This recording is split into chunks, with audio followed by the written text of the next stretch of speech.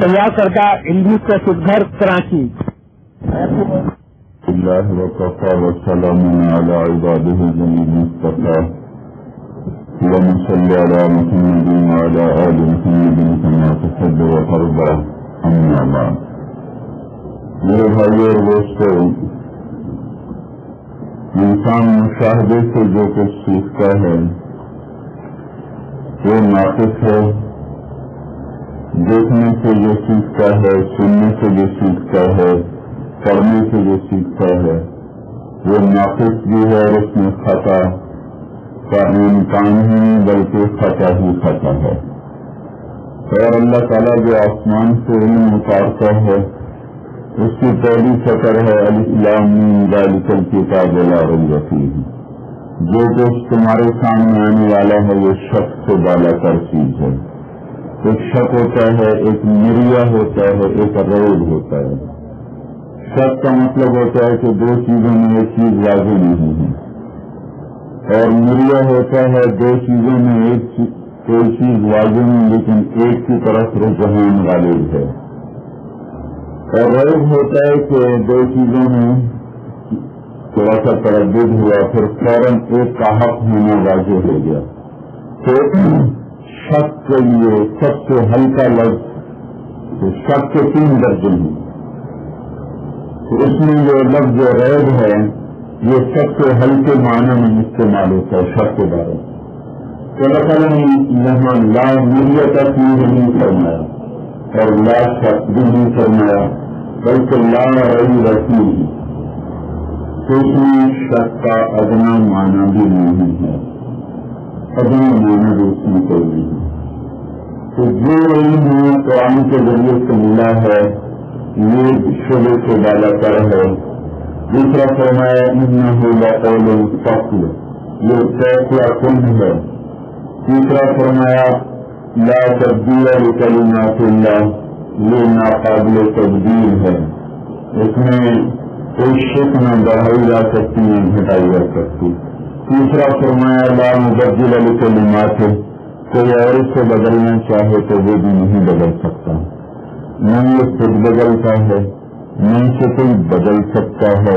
وتمت کلمۃ ربک صدقا وعدلا، یہ کامل ہو چکا ہے، مکمل ہو چکا ہے.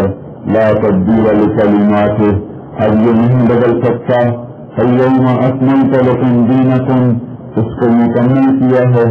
اتممت علیکم نعمتی، اس کا اتمام کیا ہے. تو قرآن پاک ہمیں ایک ذہن دیتا ہے، قرآن پاک ہمیں یہ ذہن دیتا ہے کہ زندگیوں کے بننے اور بگڑنے کا تعلق وہ پیسے سے نہیں، حکومتوں سے نہیں، بلکہ زندگی کے بننے اور بگڑنے کا تعلق انسان کے اندر کے اعمال سے ہے، انسان کی ذات سے ہے. قرآن پاک یہ نظریہ دیتا ہے کہ باہر بر میں حکومت اللہ تعالیٰ کی ہے، اور یہاں وہ ہوتا ہے جو اللہ چاہتا ہے، یہاں وہ نہیں ہوتا جو دنیا والے چاہتے ہیں. یہ اللہ تعالیٰ نے قرآن میں ہمارا ذہن بناتا ہے. اس لیے ایک چیز بار بار آتی ہے، بار بار آتی ہے، بار بار آتی ہے. موسیٰ علیہ السلام کا قصہ 28 پاروں میں آیا ہے. خبر دینے کے لیے ایک پارے میں کافی تھا، لیکن بار بار بار بار یہ سنا کر اللہ تعالیٰ ایک ذہن بنانا چاہتا ہے. اپنی مشیت، اپنی حکمت، اپنی حکومت، اپنی قدرت، اس کو اللہ تعالیٰ بار بار لاتا ہے کہ اللہ تعالیٰ ذہن بناتے ہیں. کیونکہ کسی چیز کو سمجھانے کے لیے ایک دفعہ بتانا نہیں ہوتا بلکہ اس کو بار بار بتانا ہوتا ہے. تو قرآن پاک ایک سند سمجھانے کے لیے آیا ہے، زندگی کا نظام، اور ایک ذہن بنانے کے لیے آیا ہے. اگر وہ ذہن راسخ ہو جائے تو پھر انسان ہر حال میں صحیح چلتا ہے، اگر وہ ذہن ٹوٹ جائے تو پھر یہ ہر حال میں غلط چلتا ہے، اس سے باہر کی طاقت ٹھیک نہیں چلا سکتی. قرآن پاک بھی ذہن دیتا ہے کہ کائنات میں عرش و فرش میں حکومت اللہ تعالیٰ کی ہے. قل اللہم مالک الملک الا ان للہ من فی السماوات ومن فی الارض للہ ما فی السماوات وما فی الارض. یہ آیات اور اس جیسی اور بے شمار آیات یہ ذہن بناتی ہیں کہ اس کائنات میں بادشاہی صرف اللہ تعالیٰ کی ہے. پھر دوسری آیات الف لام میم اللہ لا الہ الا ہو، الحي القيوم الله لا إله إلا هو الحي القيوم شهد الله أنه لا إله إلا هو إلهكم إله واحد لا إله إلا هو رب المشرق والمغرب لا إله إلا هو الله الذي لا إله إلا هو فإن تولوا فقل حسبي الله لا إله إلا هو. آپ دیکھ رہے ہیں لا الہ الا اللہ اس میں بار بار آ رہا ہے. یہ آیات اور اس جیسی اور آیات یہ ذہن بناتی ہیں کہ اس کائنات کی بادشاہی میں اللہ کا شریک کوئی نہیں, اللہ تعالیٰ کا ولی عہد کوئی نہیں, لم یتخذ صاحبہ بیوی نہیں, یعنی اس کا خاندان نہیں کہ جن کی رعایت کرے. اقربا پروری کا بادشاہوں پر الزام آ جاتا نا, افسروں پر وزیروں پر اقربا پروری. تو اللہ تعالیٰ نے کہا میری بیوی کوئی نہیں, ولا ولدا میرا بیٹا ہی کوئی نہیں, لم یلد ولم یولد, نہ میرا کوئی اوپر سلسلہ ہے نہ میرا کوئی نیچے سلسلہ ہے, نہ میں کوئی باپ نہ دادا نہ پردادا نہ بیٹا نہ پوتا نہ پرپوتا, نہ دائیں بائیں کوئی سلسلے ہیں کہ بیوی ہو سالیاں ہو سالے ہوں بھتیجے ہوں, نہیں واحد ایک ہوں. اور احد ایسا ایک جس کا دوسرا بن نہ سکتا ہو, ایسا واحد اور احد, واحد کا جوڑا بن سکتا ہے ایک, اور احد ایسا ایک جس کا جوڑا بن ہی نہیں سکتا, احد مجھے بلال کہتے تھے جب مار پڑتی, احد واحد نہیں کہتے تھے, کہتے احد پتھر مارتے پھر کہتے احد بسر مارتے احد. کیا مطلب تھا؟ وہ ایسا ایک ہے جس کا کوئی جوڑا بن سکتا ہی نہیں, نہ شریک نہ وزیر نہ مشیر نہ کوئی چھتری, نہ اس کا کوئی پہرے دار, نہ اس کا کوئی نگہبان, نہ وہ کھانے کے لیے نہ وہ پینے کا نہ سونے کا نہ کھٹنے کا نہ پہلو بدلنے کا نہ کروڑ بدلنے کا, نہ وہ غافل نہ وہ جاہل نہ وہ عاجز, نہ وہ بھولے نہ وہ بھٹکے نہ وہ کھائے نہ وہ سوئے نہ وہ پیے, نہ وہ بیوی کا محتاج نہ وہ بچوں کا محتاج. کل یوم ھو فی شأن, وہ اپنی شان میں نرالا ہے. لیس کمثلہ شیء, کوئی اس جیسا ہے ہی نہیں. یہ آیات یہ ذہن بناتی ہیں کہ اللہ تعالیٰ وہ بادشاہ ہے جس کا کوئی شریک کوئی نہیں, جس کا کوئی وزیر کوئی نہیں, کسی سے مشورہ نہیں لیتا. لا مشیر المدبر, اور مدبر کیا ہے؟ مطلب گھر کا نظام چلانا بھی تدبیر ہے, دفتر کا نظام چلانا بھی تدبیر ہے, کھیت کا نظام چلانا بھی تدبیر ہے, اور عرش سے لے کر تحت ثری تک کا نظام چلانا یہ بھی تدبیر ہے. اور اس کا اصل مدبر اللہ ہے, اور اللہ ایسا مدبر ہے کہ عرش سے لے کر زمین کی تہ تک نظام چلاتا ہے, اور ایک چکر میں خراب مختلف قسم کی مخلوق بن بھی رہی, مر بھی رہی, آ بھی رہی, جا بھی رہی, وجود بھی ہے, عدم بھی ہے, زندگی بھی ہے, موت بھی ہے, اور اللہ ایک پل کے لیے نہ کسی سے غافل ہے, اور نہ کہیں چوکتا ہے, اور نہ کہیں بھولتا ہے, اور نہ کہیں بھٹکتا ہے, اور نہ کہیں کمی کرتا ہے, نہ کہیں زیادتی کرتا ہے. کروڑوں مچھر جو ایک پل میں بنائے تو کسی نے ایک بال کے برابر بھی کمی نہیں آئی, کھانچا نہیں بدلا, اس کا رنگ نہیں بدلا, اس کا ڈھنگ نہیں بدلا. تو مدبر ہے پر مشیر کوئی نہیں, مددگار کوئی نہیں, ساتھی کوئی نہیں. تو بادشاہی اللہ کی, تدبیر اللہ کی, اور بادشاہی نرالی ہے. اکیلا بادشاہ ہے, پہلے کسی کو دبتا نہیں, کسی سے ڈرتا نہیں, کسی سے جھکتا نہیں. اگلا ذہن قرآن یہ بناتا ہے کہ اتنے بڑے بادشاہ ہی کی چلتی ہے اور یہاں کسی کی نہیں چلتی. تو ملک کا منتشا, جس کو چاہے بادشاہی دے, ملک کا منتشا, جس کو چاہے واپس لے لے, وہ تو عز منتشا, جس کو چاہے عزت دے, وہ تو ذل منتشا, جس کو چاہے ذلیل کرے, ترزق منتشا, جس کو چاہے رزق دے, یبسط الرزق لمن یشاء, جس کا چاہے کھول دے, یا یقدر, جس کا چاہے تنگ کر دے, یعذب من یشاء, جس کو چاہے عذاب دے, یغفر لمن یشاء, جس کو چاہے معاف کرے, یختص برحمتہ من یشاء, جسے چاہے مخصوص کرے اپنی رحمت کے ساتھ، وَأَيُّدُ بِنَصْرِهِ مَن يَشَاءُ، جس کی چاہے مدد کرے، وَمَا تَشَاءُونَ إِلَّا أَن يَشَاءَ اللَّهُ رَبُّ الْعَالَمِينَ، یہاں وہی ہوگا جو تمہارا رب چاہے گا۔ تو یہ اور اس جیسی ساری آیات یہ بتاتی ہیں کہ یہاں اللہ کی چاہت تو وجود ہے، سائنسدانوں کی چاہت تو نہیں، بادشاہوں کی، ڈاکٹر، انجینئر، عورتیں، مرد نہیں، یہاں وہ ہوگا جو اللہ چاہتا ہے۔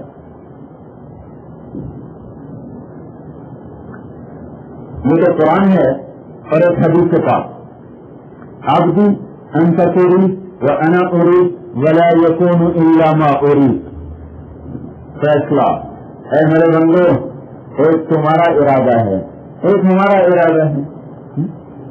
ایک دن کا محلہ ہے مدینہ ٹاؤن، ایک مدینہ ٹاؤن والوں کا ارادہ ہے، ایک اللہ کا ارادہ ہے۔ یہاں وہ ہوگا جو اللہ چاہتا ہے، یہاں وہ نہیں ہوگا جو مدینہ ٹاؤن والے چاہتے ہیں۔ لا يكون الا ما اريد، تب ہم کیسے اپنی ضرورتیں پوری کریں، خواہشات کیسے پوری کریں، اپنی سکون کہاں سے حاصل کریں؟ تو اللہ تعالیٰ اگلا ذہن بناتا ہے قرآن سے بھی اور حدیث پاک سے بھی، سلمت لی فیما اريد، اے میرے بندے جو کہوں چپ کر کے کرتا جا، جس چیز سے روکوں رک جا، شور نہ مچا، جو چیز واپس لے لوں جگہ سزا نہ کر، جو دو دن تکبر نہ کر، دو دن تو شکر کر، لے لوں تو صبر کر، لینے تو جگہ سزا نہ کر، تیرا وجود ہی تیرا نہیں تو شور کیوں مچاتا ہے؟ 4 پیسے میں نے واپس لے لیے تو شور مچانا شروع کر دیا، تیرا تو وجود تیرا اپنا نہیں، کل کو یہ بھی میں واپس لینے والا ہوں، سمجھے؟ جو دے دوں لے لو، جو شکر کرو، جو لے لوں دے دو واپس، صبر کرو، اور جو کہوں وہ کر دو، جس سے روکوں سے چھوڑ دو، چلاؤں تو چلو، بٹھاؤں تو بیٹھو، کسی حال میں بھی یہ مت کہو کہ اللہ کی بات تو سچ ہے پر کیا کریں گزارا نہیں ہوتا۔ یہ کفر کے بول اپنی زبانوں سے بند کر دو، یہ کفر کے نظریات سے توبہ کر لو۔ تو کیا کروں گا؟ ان سلمت لی فیما اريد کفیت فیما تريد، تو میری مان لو پھر میں وہ کر دوں گا جو تو چاہتا ہے، تیرے سارے چاہے پورے کر دوں، ہر چاہا تیرا پورا کر دوں گا۔ وَإِن تُسَلِّمْنِي فِيمَا أُرِيدُ، اور اگر تم نے وہ نہ کیا جو میں چاہتا ہوں تو کیا کروں گا؟ أَتَعَبْتُكَ فِيمَا تُرِيدُ، میں تجھے تھکا دوں گا۔ وَلَا يَكُونُ إِلَّا مَا أُرِيدُ، اور پھر بھی ہوگا وہ جو میں چاہتا ہوں، تیرا چاہا پھر بھی پورا نہیں ہوگا۔ تو قرآن میرے بھائی ایک ذہن دیتا ہے کہ بادشاہی اللہ کی، حکومت اللہ کی، مشیت بھی اللہ کی، وہ ہوگا جو اللہ چاہتا ہے۔ ہم اپنی چاہتیں پوری کرنے میں بڑے کمزور ہیں، ضرورت کا ٹوٹنا تو بڑی بات ہے، اگر خواہش بھی پوری نہ ہو تو ہم بے چین ہو جاتے ہیں۔ روٹی تو ضرورت ہے، چائے کو ضرورت نہیں، خواہش ہے، چائے نہ ملے تو پریشان بیٹھو، سر میں درد ہو رہا ہے، حالانکہ چائے وہ زندگی کی ضرورت نہیں، خواہش ہے۔ سگریٹ نہ ملے تو پریشان بیٹھو، نسواری کو نسوار نہ ملے تو پریشان بیٹھا ہے۔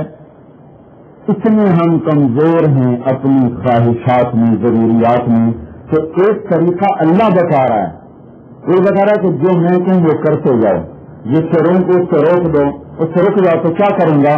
کفیت فیما تريد، جو تم چاہو گے وہ سب ہو جائے گا۔ یہ ہم نظریاتی طور پر تو اس کو مانتے ہیں، لیکن ابھی یہ نظریہ یہاں سے یہاں نہیں آیا۔ جیسے ہمیں آگ کو دیکھا ہوا ہے کہ اس میں گرنے والا جل جاتا ہے، ہم اس کو نظریاتی طور پر بھی جانتے ہیں اور دل کے یقین سے بھی جانتے ہیں کہ آگ کے قریب جانا ہلاکت ہے، لہذا نہ بچا جاتا ہے نہ بڑھا جاتا ہے۔ اور جھوٹ بولتے ہوئے، جھوٹ کوئی کبیرہ گناہ، جھوٹ کی مثال کی، کوئی کبیرہ گناہ انسان کرے اور توبہ نہ کرے تو جہنم کی طرف وہ بڑھ جاتا ہے۔ تو اس کو ہم نظریاتی طور پر جانتے ہیں کہ اگر نماز چھوڑ دی تو جہنم ہے، اگر جھوٹ بولا تو جہنم ہے، اگر سود کھایا تو جہنم ہے، اگر رشوت لی تو جہنم ہے، کسی کا حق مارا تو جہنم ہے. لیکن یہ نظریہ دماغ سے سفر کر کے ابھی دل میں نہیں اترا، اس لیے یہ نظریہ ہمارے عمل پہ اثر انداز کوئی نہیں. اور وہ نظریہ ہمارے عمل پہ اثر انداز ہے کہ آپ کے قریب نہیں جانے دیتا، سانپ کے قریب نہیں جانے دیتا، بچھو کے قریب نہیں جانے دیتا، کھاتے مارتے پانی میں نہیں جانے دیتا. اس لیے کہ دل تک اترا ہوا ہے. اور جو میں نظریہ پیش کر رہا ہوں، میں نہیں، مطلب جو قرآن پیش کر رہا ہے، میں تو خالی ترجمہ کر رہا ہوں، وہ دماغ میں موجود ہے، دل میں کوئی نہیں. اور جب تک دل میں نہ اترے زندگی نہیں بدلتی. تبلیغ میں نکلنے کے جو کہہ رہے ہیں، یہ جو نظریاتی طور کا اسلام ہے یہ کیفیاتی اسلام بن جائے اور دل کی گہرائیوں میں جا کر بیٹھ جائے اور ہمیں حلال کو لے آئے، حرام سے روک دے. اس کے لیے نکلنے کی محنت ہے اور اس کے لیے گھر چھڑوانے کی محنت ہے کہ جب تک آدمی گھر نہ چھوڑے نظریات نہیں بدلتے، یعنی محنت نہ کرے نظریات نہیں بدلتے. 300 سال محنت کر کے ہمیں دنیا سے متاثر کیا گیا ہے اور ہمارے اندر دنیا کی عظمت بٹھائی گئی ہے. اب اس کو اندر سے نکالنے کے لیے بھی اتنی ہی محنت کی ضرورت ہے. تو میرے بھائیو، قرآن پاک یہ بتاتا ہے کہ کائنات اللہ کی، حکومت اللہ کی، مشیت اللہ کی، فیصلے اللہ کے، لہذا اللہ کی مان لو. اس کی ماننے بغیر کوئی چارہ نہیں، اپنی محنتوں سے. اچھا، ماننے میں نہ ماننے میں مطلب اللہ تعالیٰ کے لیے میرے اور اللہ کے درمیان جو رکاوٹ ہے وہ ہمارے علم، ہماری کھیتیاں، ہماری زراعت، ہماری خواہش، ہماری ذات، ہماری ہستی. تو اللہ تعالیٰ جگہ جگہ اس کی نفی فرماتا ہے. ہماری حقارت خود ہمارے اندر دکھاتا ہے. جس چیز کو اب حقیر سمجھیں گے اس کو کوئی کرنے لیں گے، مچھر سے اثر لیں گے، مچھر کی علاج کریں گے، مچھر کو تو ہم مارتے ہیں. تو اللہ تعالیٰ ہماری حقارت ہمارے ذہن میں بٹھاتا ہے. الم یکن نطفۃ من منی یمنی، جانتے ہو تم کس پانی سے بنے ہو؟ الم نخلقکم من ماء مہین، ہم نے تمہیں ناپاک پانی سے نہیں بنایا. من ماء دافق، من نطفۃ امشاج، من منی یمنی، من حمأ مسنون. ان آیات کا خلاصہ یہ ہے کہ تمہاری ذات بڑی حقیر ہے، لہذا اللہ کے مقابلے میں اپنی ذات کو سامنے مت رکھو. پھر آدمی کو اپنے علم پہ دھوکا ہوتا ہے تو اللہ تعالیٰ فرماتا ہے وما اوتیتم من العلم الا قلیلا انہ کان ظلوما جہولا. تم ظالم ہو، جاہل ہو، ان پڑھ ہو، لہذا اللہ کے مقابلے میں اپنے علم کو سامنے مت رکھو. اللہ ہماری ذات کر دی، ذات کا تاثر بھی مٹاتا ہے، جو کچھ ہم جانتے ہیں اس کی بھی نفی کرتا ہے. تیسری چیز ہے دنیا. تو اللہ تعالیٰ فرماتا ہے یہ دھوکے کا گھر ہے، یہ دار الغرور ہے، یہ مچھر کا پر ہے، لا تساوی جناح بعوض ہے، یہ مکڑی کا جالا ہے، کبیت العنکبوت ہے. لہذا اس دنیا کی خاطر اپنے اللہ کو ناراض مت کرو، اپنے اللہ کے بن جاؤ. اور اللہ کا بننے کے لیے اللہ تعالیٰ نے کام بڑا آسان رکھا ہے کہ جو کچھ ہو گیا اس سے توبہ کرے اور آئندہ وہ کرے جو اللہ چاہتا ہے. توبہ اللہ کو ایسی پسند ہے کہ ساری زمین گناہوں سے بھر گئے، سارا آسمان گناہوں سے بھر گئے، پھر ایک دفعہ کہہ دے یا اللہ غلطی ہو گئی معاف کر دے تو اللہ تعالیٰ وہی سارے ہی معاف کر دیتا ہے اور دوبارہ پوچھتا بھی نہیں کہ توبہ کچی ہے یا پکی ہے. ماں تو پوچھتی ہے آئندہ تو غلطی نہیں کرو گے نا، آئندہ تو غلطی نہیں کرو گے. باپ بھی پوچھتا ہے آئندہ تو غلطی نہیں کرو گے نا، استاد بھی پوچھتا ہے. لیکن اللہ پوچھتا ہی نہیں کہ آئندہ تو غلطی نہیں کرو گے، اسی لفظ سے کہتا ہے جاؤ معاف کر دیا. ابن آدم ما دعوتنی ورجوتنی غفرت لك على ما كان منك ولا ابالی. اے میرے بندے، جب تک مجھ سے حیا کرے گا، میرا خیال رکھے گا، مجھ سے امیدیں رکھے گا تو فکر نہ کر، میں تیرے گناہ دھوتا رہوں گا. ابن آدم لو بلغت ذنوبك عنان السماء ثم استغفرتنی غفرت لک ولا ابالی، اے میرے بندے تو اتنے گناہ کر کہ زمین بھر دے، مدینہ ٹاؤن میں 7 بر اعظم کو گندا کر دے، اور گندا ہی نہ کر بلکہ ان کو بھر دے، ڈھک دے، ہمالیہ پہاڑ سے بھی اوپر چلے جائیں، اور پھر آسمان کی وسعتوں کو بھر دیں، اور پہلے آسمان کی چھت کے ساتھ جا کر تیرے گناہ ٹکرا جائیں۔ اتنے گناہ کرنے کے لیے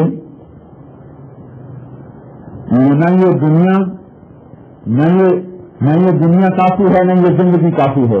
اتنے گناہ کرنے کے لیے کروڑوں سال کی زندگی چاہیے اور کروڑوں گناہ اسباب چاہیے۔ پھر بھی میں یہ کہتا ہوں اگر ساری آدم علیہ السلام کی اولاد خدا نخواستہ کافر ہو جائے اور سارے شیطان بن جائیں، آنے والے مرے ہوئے موجودہ، اور یہ سب مل کر گناہ کریں، کروڑوں سال گناہ کریں، تو بھی اتنے نہیں ہو سکتے کہ آسمان تک چلے جائیں۔ لیکن اللہ تعالیٰ یہ فرماتے ہیں تم میں کوئی ایک شخص اتنے گناہ کرے کہ آسمان تک پہنچا دے، پھر ایک دفعہ کہہ دے یا اللہ غلطی ہو گئی معاف کر دے، تو میں وہیں سارے معاف کر دوں گا اور مجھے کوئی پرواہ نہیں ہوگی۔ ایسا یہاں توبہ کر کے اٹھا، وہاں جا کے توڑ دی، پھر گھر جا کے پھر توبہ کر لی، پھر اللہ تعالیٰ پھر اس توبہ کو اتنا ہی قبول کرتا جتنا پہلی کو کیا تھا۔ اگر دن میں 100 دفعہ توبہ کی تھی اور 100 دفعہ سچے دل سے توبہ کی تو 100 کے 100 دفعہ اللہ تعالیٰ اس طرح قبول کرتا ہے جیسے پہلی توبہ کو قبول کیا، اور ایسے قبول کرتا ہے انستقالنی اخوت اللہ۔ جب تو دوبارہ آتا ہے نا جوڑ دکھانے، تو اللہ تعالیٰ فرماتا ہے میں ایسا جوڑ دکھاتا ہوں کہ وہاں ویلڈنگ کا نشان بھی نظر نہیں آتا، پھر ایسی توبہ قبول کرتا ہوں کہ وہاں نشان بھی نہیں نظر آتا کہ یہاں کوئی گناہ تھا، ایسا دفتر صاف کر دیتا ہوں۔ تو بھائیو، ایک تو اللہ کو سب کچھ جان کر اس کے سامنے جھکنا، پھر جو کچھ ہوا ہے اس سے توبہ کرنا، یہ اللہ تعالیٰ کو بہت پسند ہے۔ تبلیغ میں پہلی محنت یہ ہے لا الہ الا اللہ، کہ اپنے اللہ سے بن جاؤ اور ساری چیزوں سے نگاہ ہٹا کر ایک اللہ کو اپنی نگاہ کو جما دو، اور آج تک جو ہوا اس سے توبہ کر لیں، سب معاف کرتے ہوئے دیر نہیں لگا تھا، ہمیں دیر لگتی ہے اس کے دروازے پر جاتے ہوئے، وہ معاف کرتے ہوئے دیر نہیں لگا تھا۔ دوسری محنت ہے محمد الرسول اللہ، حضرت محمد صلی اللہ علیہ وسلم کا طریقہ ہو، اللہ کا امر ہو اور اللہ کے محبوب کا طریقہ ہو۔ قرآن اللہ کی عظمت اور حیبت کو دکھاتا ہے، اور اس کے بعد اللہ اپنے رسول کی عظمت اور حیبت کو ہمارے دلوں میں دکھاتا ہے تاکہ ہمیں اس کے طریقے پہ چلنا آسان ہو، اس کی سنت اور طریقے کو چھوڑنا ہمارے لیے مشکل ہو۔ جس کی عظمت ہوتی ہے اس کے آدمی سامنے جھک جاتا ہے۔ تو اللہ تبارک و تعالیٰ نے حضرت محمد صلی اللہ تعالی علیہ وسلم کی عظمت کو قرآن پاک میں جو ہمارے دلوں میں اتارا ہے، کسی نبی کی ایسی عظمت بیان نہیں ہوئی، کسی نبی کا ایسا مقام نہیں بیان ہوا، کسی نبی کو اس طرح اللہ تعالیٰ نے مقام نہیں دیا جو اللہ تعالیٰ نے حضرت محمد صلی اللہ تعالی علیہ وسلم کو عطا فرمایا، تاکہ دنیا کے انسان آپ کے طریقے پر چلنے میں فخر محسوس کریں، ذلت محسوس نہ کریں، آپ کے طریقے پر چلنے میں عزت نظر آئے، ذلت نظر نہ آئے۔ یہ دوسرا نظریہ قرآن دیتا ہے، تبارک الذی نزل الفرقان علی عبدہ لیکون للعالمین نذیرا۔ اللہ تعالیٰ یہ فرما رہے ہیں یہ سارے عالمین کا رسول ہے۔ وما ارسلناک الا کافۃ للناس بشیرا ونذیرا، یہ میرا نبی تمام دنیا کے انسانوں کا رسول ہے۔ وما ارسلناک الا رحمۃ للعالمین، یہ میرا نبی سارے عالمین کے لیے رحمت بن کے آیا ہے، سارے عالمین کے لیے رحمت۔ ایک دفعہ آپ نے جبریل سے پوچھا اللہ تعالیٰ جو میرے بارے میں کہتا ہے میں سارے عالم کے لیے رحمت ہوں، عالمین کے لیے، تجھے میری رحمت سے کیا حصہ ملا ہے؟ جبریل کو آپ نے فرمایا تجھے میری رحمت سے کیا حصہ ملا ہے؟ وہ کہنے لگے یا رسول اللہ مجھے بھی اپنے بارے میں دوزخ کا ڈر رہتا تھا کہ کہیں دوزخ میں ڈال دیا جاؤں، لیکن آپ کی بارگاہ میں وہی لاتے لاتے اللہ تعالیٰ نے میری ایک جگہ تعریف کی ہے، اس کے بعد سے مجھے بھی امن ہو گیا کہ مجھے اللہ دوزخ میں نہیں ڈالے گا۔ مجھے آپ کی رحمت سے یہ ملا ہے کہ اللہ تعالیٰ نے میرے بارے میں کہا إنه لقول رسول كريم ذو قوة عند ذي العرش مكين مطاع ثم أمين۔ یہ اللہ تعالیٰ نے میری صفات بیان کی ہیں، آپ کی برکت سے اللہ تعالیٰ نے جو میری تعریف کی ہے تو مجھے اطمینان ہو گیا کہ اب میں دوزخ میں نہیں جاؤں گا۔ تو آپ کی رحمت صرف ہمارے لیے نہیں تھی بلکہ بحر و بر کے لیے اور کائنات کے تمام انسانوں کے لیے تھی۔ سارے عالم کے نبی بن کر آئے، سارے انسانوں کے نبی بن کر آئے اور کامل اور اکمل بن کر آئے کہ اللہ جل جلالہ نے آپ حضرت عائشہ رضی اللہ تعالیٰ عنہا فرماتی ہیں کہ یوسف علیہ السلام کو دیکھ کر تو عورتوں نے اپنے ہاتھ کاٹ لیے تھے، اگر میرے محبوب کو دیکھتی تو ان کی چھریاں ان کے سینوں پہ چل جاتے۔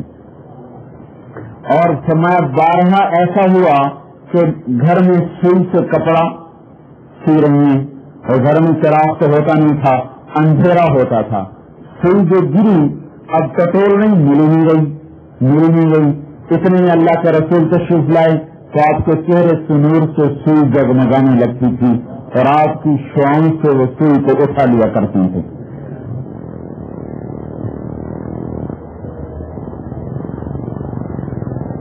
صرف پیدائش میں جو اللہ تعالیٰ کا نظام، اب آپ پیدا ہوئے تو کسرا کے محل میں 1000 سال سے آگ جل رہی تھی، وہ بجھ گئی، اس کے 14 برج ٹوٹ گئے، دنیا کے بادشاہوں کے تخت اونھے ہو گئے، دنیا کے سارے جت زمین پہ جا گرے، ایک سمندر کی مچھلیوں نے دوسری سمندر کی مچھلیوں کو جا کے مبارک دی کہ آج رحمت للعالمین دنیا میں تشریف لے آئے،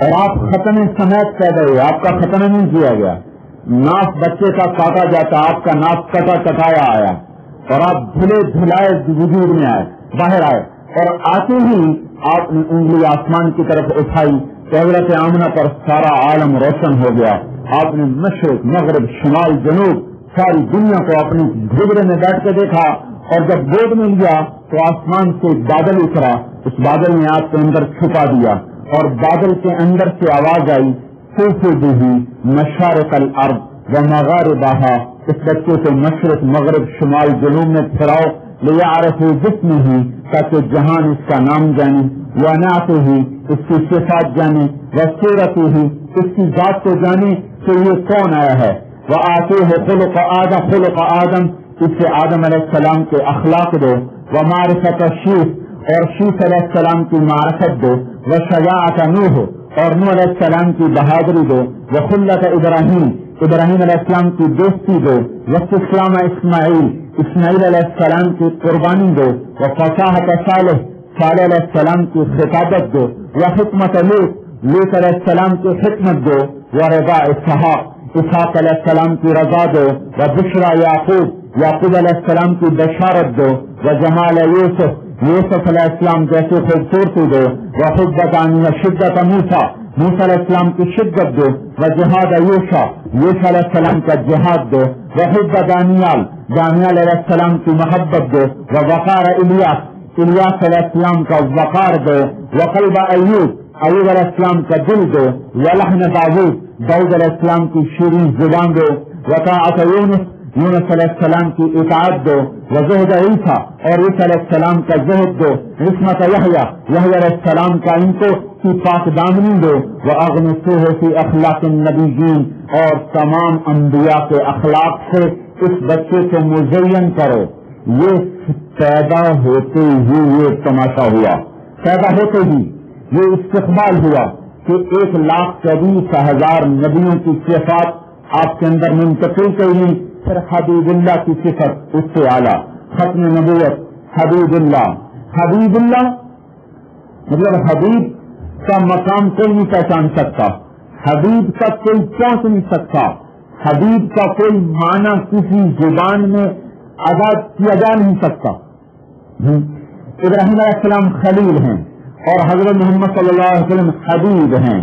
خلیل اللہ جب اللہ کی بارگاہ میں پیش ہوتے ہیں تو کہہ رہے ہیں وَاجْعَلْنِي مِن وَرَثَةِ جَنَّةِ النَّعِيمِ، اے اللہ مجھے جنت عطا فرما.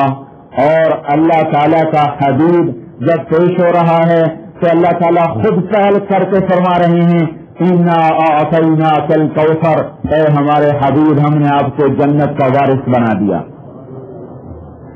ابراہیم علیہ السلام خلیل اللہ ہیں، وہ اللہ تعالیٰ سے خود مانگ رہے ہیں وَاجْعَلْنِي لِسَانَ صِدْقٍ فِي الْآخِرِينَ، میرے مولا میرے بعد جو لوگ آئیں ان میں میرا نام زندہ رہے.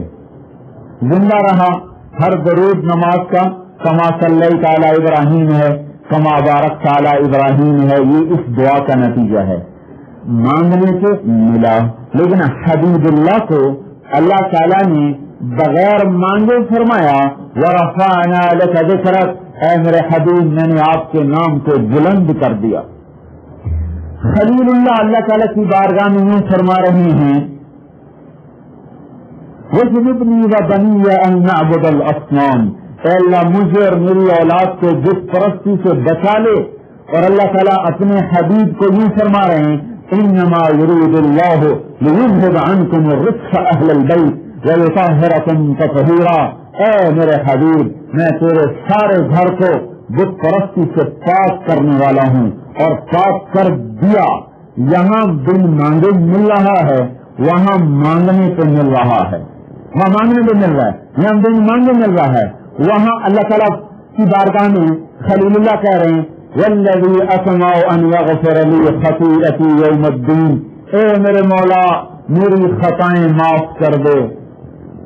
اور اللہ تعالیٰ اپنے نبی کو بن مانگے فرما رہا ہے لِيَغْفِرَ لَكَ اللَّهُ مَا تَقَدَّمَ مِن ذَنبِكَ وَمَا تَأَخَّرَ، اے میرے حبیب تیرے اگلے پچھلے سب معاف ہیں.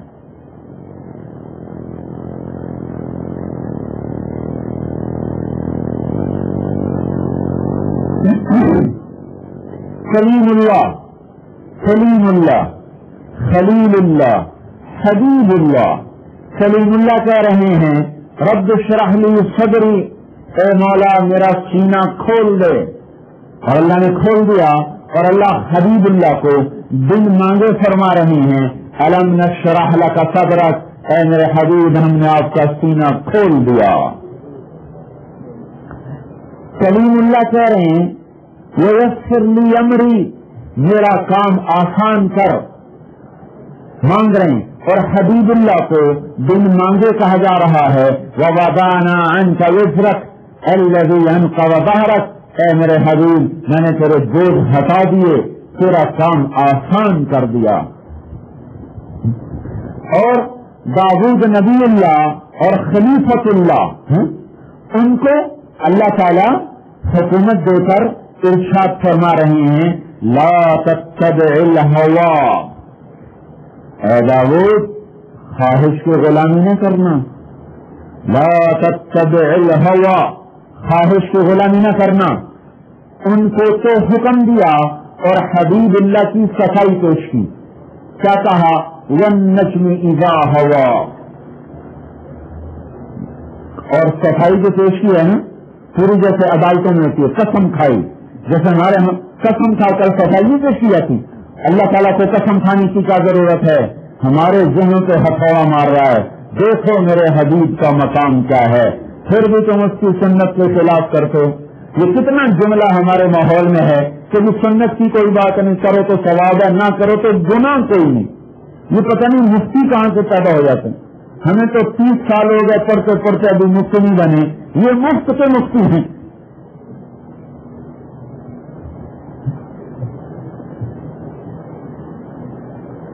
نماز کا ترجمہ بھی نہیں آتا اور فتویٰ دینے کے لیے تیار بیٹھے کہ جی سنت کو چھوڑ دو تو گناہ تو کوئی نہیں نا جی، کر لو تو ثواب ہے. اچھا چلو بھائی ایک دن آپ نے بھی مرنا ہے ہم نے بھی مرنا ہے. اور اس دن سامنے آئے گی بات فسوف ترى اذا انكشف الغبار اثرة تحت رجلك عن حمار، اس دن نظر آئے گا کہ گدھے پہ سوار ہیں کہ گھوڑے پہ سوار ہیں. اللہ کے رسول کا طریقہ زیادہ عزت والا ہے یا غیروں کا طریقہ زیادہ عزت والا؟ کیا ہو گیا ہمارے ایمان کو؟ دل ہی مر گئے. جب محبتیں مٹ جاتی ہیں تو اتباع بھی مٹ جاتا ہے. تو اللہ تعالیٰ نے کہا والنجم، قسم ہے ستارے کی، اذا ہوا، جب وہ ٹوٹتا ہے یا مدار پہ چلتا ہے، ما ضل صاحبكم وما غوا وما ينطق عن الهوى ان هو الا وحی یوحی. داؤد علیہ السلام سے کہا خواہش کے تابع نہ ہونا، اور اپنے نبی کے اپنے حبیب کے بارے میں قسم کھائی، اور پھر کہا مجھے قسم ہے ستارے کی، میرا حبیب خواہش کے تابع ہونا تو بڑی دور کی بات ہے.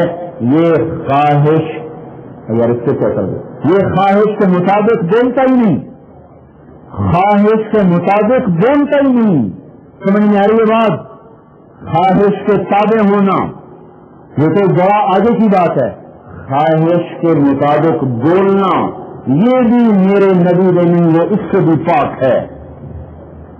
اور واضح کروں، حضرت عبداللہ بن عمر نے کہا یا رسول اللہ میں آپ کی حدیثیں لکھتا ہوں، مجھے بعض لوگوں نے کہا ہے کہ آپ کبھی غصے میں ہوتے ہیں تو کیا پتا غصے میں آدمی کیا کہہ جائے، اپنے جیسا سمجھن، غلطی لگ گئی تو کیا پتا غصے میں اللہ کے رسول کو کیسی بات کر جائیں. تو بھائی سوچ سمجھ کے لکھا کرو. تو یا رسول اللہ آپ بتائیں لکھوں کہ نہ لکھوں؟ آپ نے فرمایا خود لکھو، فوالذی نفسی بیدہ، اس ذات کی قسم جو میری جان کا مالک ہے. پھر اپنی زبان کو باہر نکالا، منہ پکڑا، فلا یخرج من هذا اللسان الا الحق، اس زبان سے سوائے حق کے کچھ نہیں نکلتا.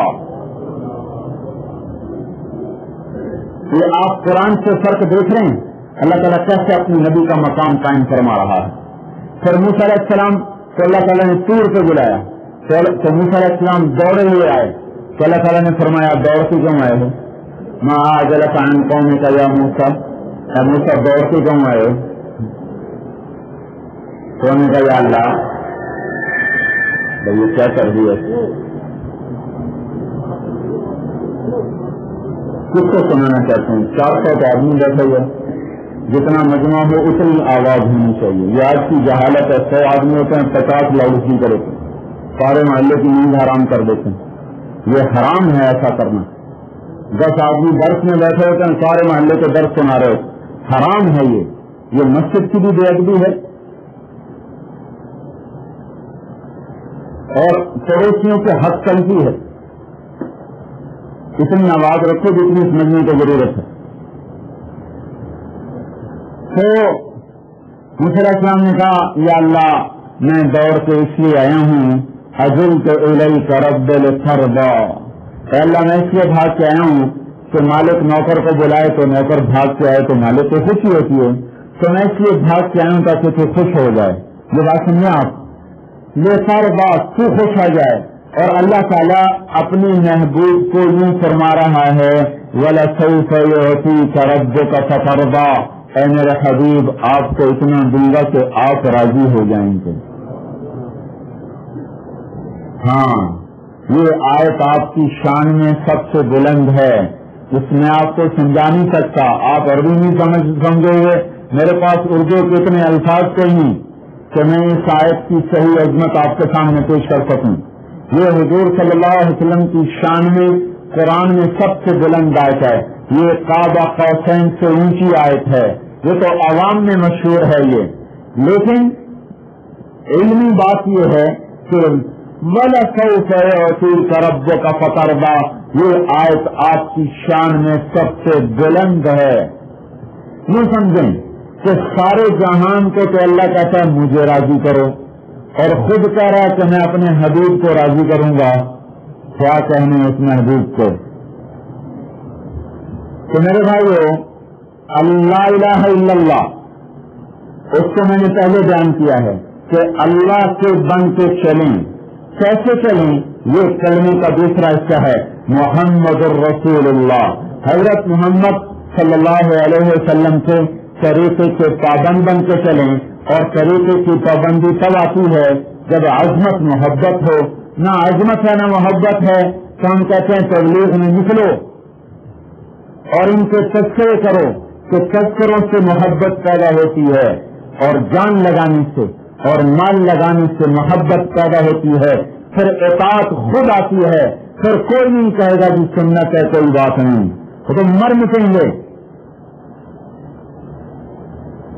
دو چیز مجموع خلق پرسد نیچے سوچ، لوگوں نے دیکھا مجنو کتے کے پاؤں کیوں مرا، انہوں نے کہا پاگل یہ کیا کر رہا ہے، ناپاک کے پاؤں کیوں مرا ہے؟ اس نے کہا ان سجے در کو لیلا گاہ گاہ رستگوز، کہ بھائی بات یہ ہے یہ کتا کبھی کبھی لیلا کی گلی سے گزرتا ہے اس لیے اسے چنتا ہوں، اس لیے اچھا لگتا ہے۔ ہمیں حضور کی سنت اچھی نہ لگے تو ہم تو کیسا ایمان لیے پھرتے ہیں دلوں میں، یہ کیسا ایمان ہے جو خود ہی فتوا دے رہا ہے سنت کی خیر ہے، کرو تو ثواب ہے نہ کرو تو گناہ کوئی نہیں۔ اللہ اکبر۔ محبت ایسی چیز ہے کہ ناپاک سے پاؤں چاٹنے پہ مجبور کر دے۔ یہ تو کسی فارسی نے کہا ہے نا، وہ خود مجنون، اس کا نام تھا توبہ، نام توبہ تھا، کام توبہ والا نہیں کیا، اس کا نام تھا توبہ۔ کہتا امر علی الدیار دیار لیلا اقبل ذل جدار وذل جدارا وما حب الدیار شغفن قلبی ولكن حب من سکن الدیارا۔ میں لیلا کی گلی سے گزرتا ہوں، کبھی یہ دیوار سنتا ہوں کبھی یہ دیوار سنتا ہوں۔ لوگ پوچھتے ہیں دیوانے دیواروں کو کون سنتا ہے؟ میں کہتا ہوں دیواروں کے پیچھے جو رہتا ہے اس کی محبت مجھے یہاں محسوس ہوتی ہے، اس لیے اس کے پتھر کو بھی سنتا ہوں۔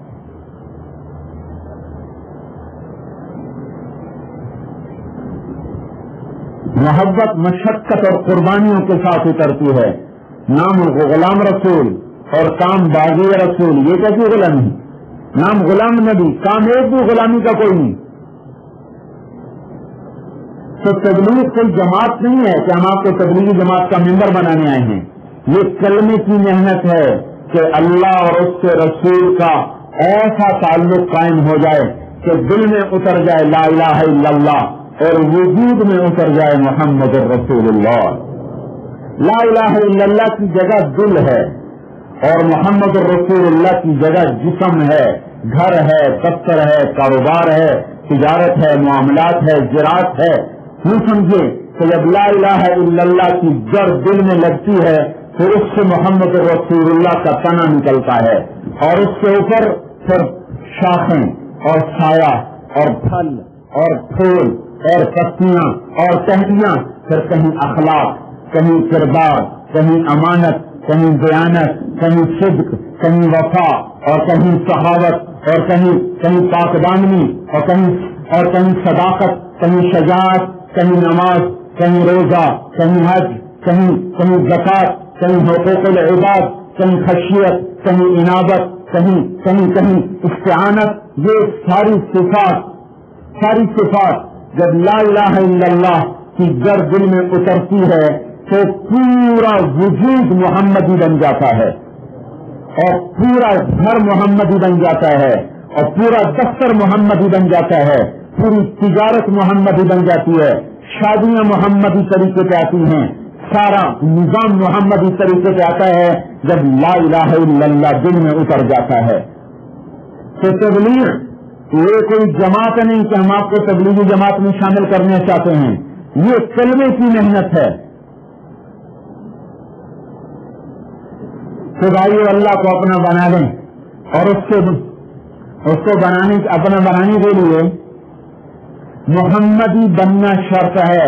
کالا گورا ہونا کوئی اثر نہیں رکھتا، قریشی پٹھان ہونا کوئی اثر نہیں رکھتا، وہاں محمدی بن جائے پھر بلال بھی ہے تو عزت پائے گا، شہید ہے تو عزت پائے گا، عمار ہے، خبیب ہے، خباب ہے، سلمان ہے، ابن مسعود ہے، یہ زمین و آسمان کے سردار بن جائیں گے اگر یہ محمدی بن گئے۔ حسب نسب تو فیصلے نہیں ہوتے، نہیں تو تبت یدا ابی لہب وتب کا قرآن اعلان نہ کرتا۔ اور حضرت محمد صلی اللہ علیہ وسلم سے ہمیں دو نسبتیں ہیں، ایک نسبت نبوت ہے، ایک نسبت ختم نبوت ہے۔ نسبت نبوت ہمیں آپ والی زندگی کا پابند بناتی ہے کہ عبادات ہوں تو اللہ کے حکم اور نبی کے طریقے پر، جب نماز ہو تو مدینہ ٹاؤن سنسان ہو جائے، گھروں کی حرکت رک جائے، بازاروں کی دفتروں کی رک جائے اور چلتا کام رک جائے، اللہ اکبر کی صدا سارے مردوں کو مسجد کی طرف دوڑائے اور ساری عورتوں کو مصلی کی طرف دوڑائے اور سب کے کام رک جائیں، یہ عبادات کا پہلو ہے جو اللہ کا رسول ہمیں دے کر گیا۔ حضرت عائشہ رضی اللہ عنہا فرماتی ہیں آپ ہمارے ساتھ ایسے باتیں کرتے تھے، ایسی محبت کرتے تھے، جنہیں اذان ہوتی تو آپ ایسے بدل جاتے تھے جیسے ہمیں پہچانتے ہی نہیں۔ پھر مال کا حق ہے کہ اگر اللہ نے رزق دیا تو زکوٰۃ ادا کرے، زمین ہے تو عشر ادا کرے، نماز سے، روزے سے، حج سے، زکوٰۃ کا فریضہ اگر ناقص رہ گیا تو آگ سے نہیں بچ سکتا، یہ مال کا حق ہے۔ بشر حافظ ہے نا، ان سے کسی نے پوچھا زکوٰۃ کتنی ہوتی ہے؟ کہنے کہ تمہارے لیے 40 روپے پہ 1 روپیہ اور میرے لیے 40 روپے سے 41 روپے۔ کیا تمہارے لیے تو 40 پر 1، 80 پہ 2، 100 پہ 2.5، اور میرے لیے 41، 40 پہ اس لیے کہ جو پڑے ہیں وہ خرچ کیے، اور 41واں اس لیے کہ یہ 40 جمع ہونے کا انتظار کیوں کیا تھا، اس کے جرمانے میں 41واں روپیہ میرے لیے ہے۔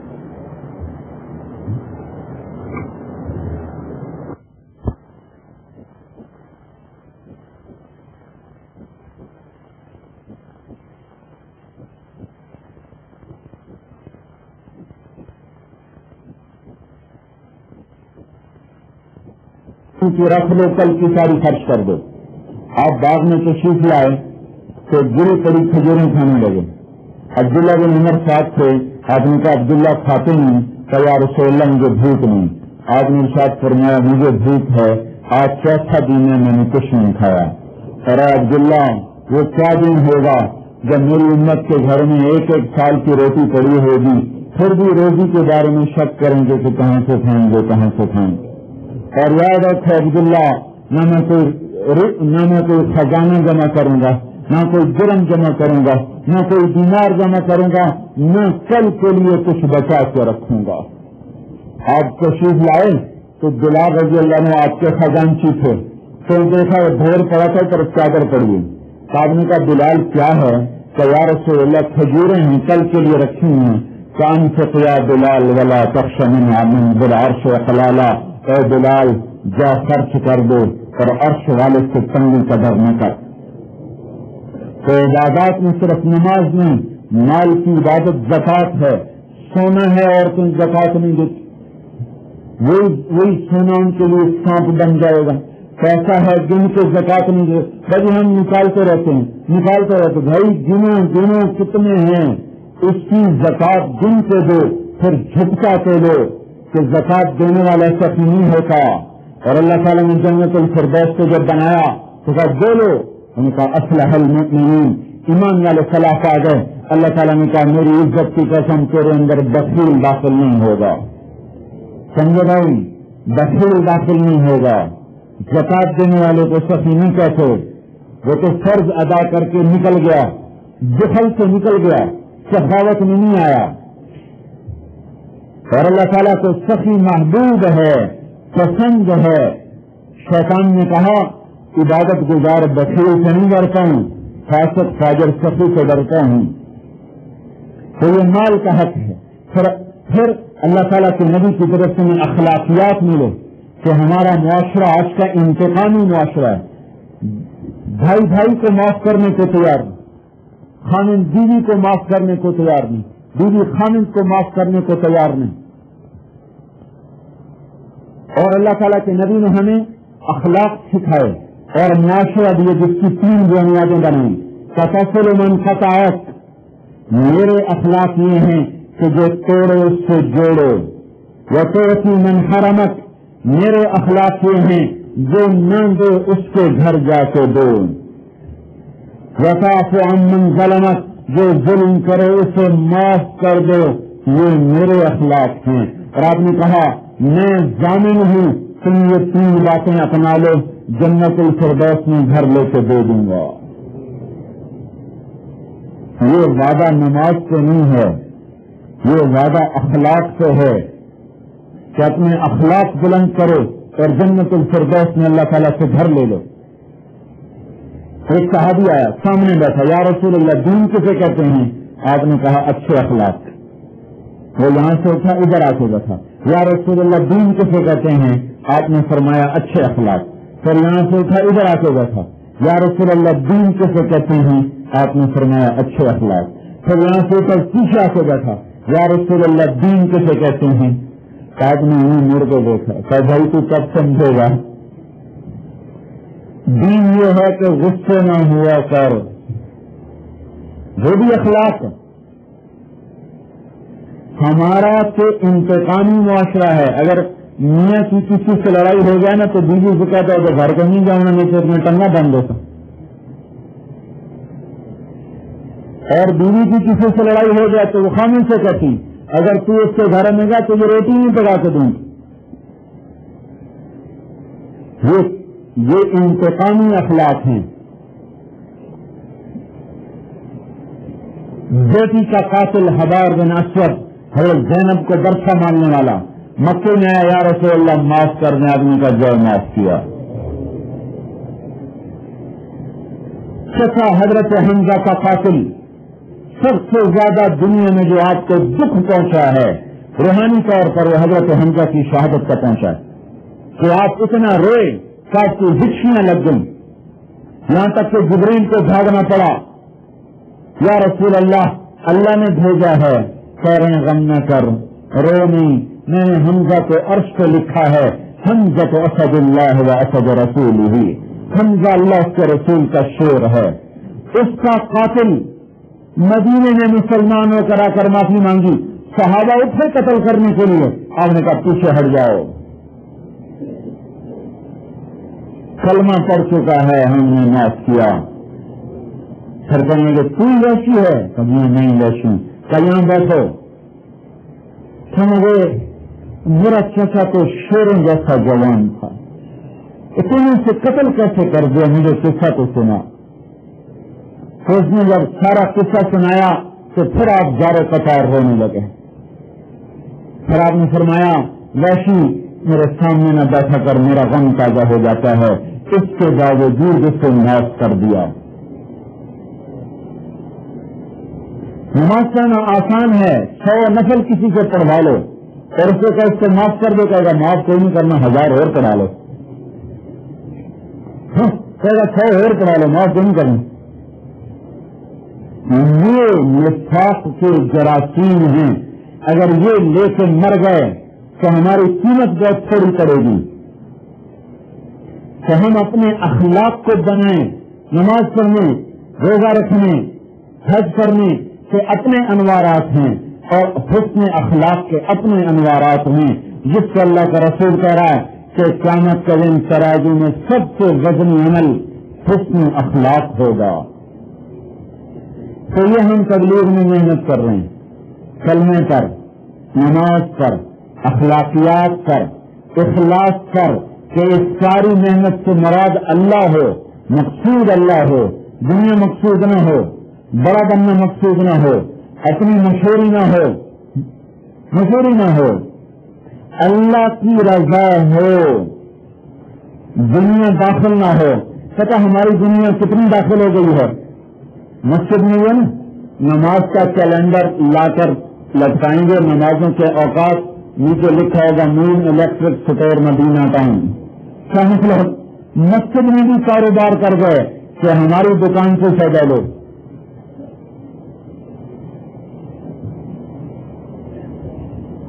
ایک پنکھا بھی دیتے ہیں تو حاجی محمد بھی کا ہدیہ بڑا ہے مسجد. ہم اپنے آپ کو مٹا دیں کہ میں نے کچھ کیا ہی نہیں, ہم نے کچھ کیا ہی نہیں, صرف اللہ کو پتا ہو اور کسی کو پتا نہ ہو. پھر دیکھو اللہ کیسی قیمت لگاتا ہے. ہم لوگوں سے کچھ نہیں چاہتے, نہ آہ نہ واہ. یہ ایمان سیکھنا فرض ہے, عبادات کا سیکھنا فرض ہے, اخلاق کا سیکھنا فرض ہے اور اخلاص کا سیکھنا فرض ہے. یہ 4 باتیں دل میں اتارنا ہر مسلمان مرد عورت پر فرض ہے. ایمان نہیں تو کافر ہو گیا, عبادات نہیں تو پہلے سوال میں فیل ہو گیا کہ پہلا سوال قیامت کے دن نماز کا ہے، اگر نماز کوئی نہیں تو سیدھا جہنم میں. پھر اگر معاملات کوئی نہیں ہے تو پہلے سوال میں تو پاس ہو گیا، دوسرے سوال میں اٹک گیا، کسی کا حق مارا، کسی کو گالی دی، کسی کی زمین دبائی، کسی کی بدتمیزی کی، کسی کے ساتھ بداخلاقی سے پیش آیا، تو وہ سارے اس کی نیکیاں اٹھا کے لے گئے اور یہ خالی ہاتھ جہنم میں چلا گیا. اور اگر اخلاص سے نہیں تو سارا عمل مردود ہو گیا کہ اللہ کے لیے کیا ہی نہیں. تو یہ بنیادی باتیں ہیں جو تبلیغ میں سیکھنے کی دعوت دی جا رہی ہے کہ ان کو گھروں سے نکل کے سیکھو میرے بھائیوں، یہ گھر بیٹھے سیکھنے کا سودا نہیں ہے. پھر دوسری نسبت ہمیں حضرت محمد صلی اللہ علیہ وسلم سے وہ ختم نبوت کی ہے کہ ہم حضرت محمد صلی اللہ تعالی علیہ وسلم کو آخری نبی مانتے ہیں. آخری لا نبی بعدہ ہو، آپ کے بعد کوئی نبی نہیں. اچھا آپ کے بعد کوئی نبی نہیں تو دنیا میں اسلام کون پھیلائے؟ مدینہ ٹاؤن والے کہتے ہیں مہینے تو ہم تو سارے ہی نہیں، کوئی کہتا میں ملازم ہوں، کوئی کہتا میں تاجر ہوں، کوئی کہتا میرے چھوٹے بچے، کوئی کہتا میں تو مزدور آدمی، غریب آدمی، تازہ روٹی جماتا ہوں، اور ساری دنیا کے پاس ادھر موجود ہیں. تو یہ سوال باقی رہتا ہے کہ نبی تو ہیں سارے عالم کے، اور اب بھی اس وقت دنیا میں کروڑوں انسان ایسے ہیں جن کو پتہ ہی نہیں کہ دنیا میں مسلمان بھی کوئی قوم ہے، اسلام بھی کوئی مذہب ہے. چلو ان کو چھوڑو، اپنے مسلمان جو دین سے ہٹے پڑے ہیں 95% لوگ فیصلہ آباد میں نماز نہیں پڑھتے.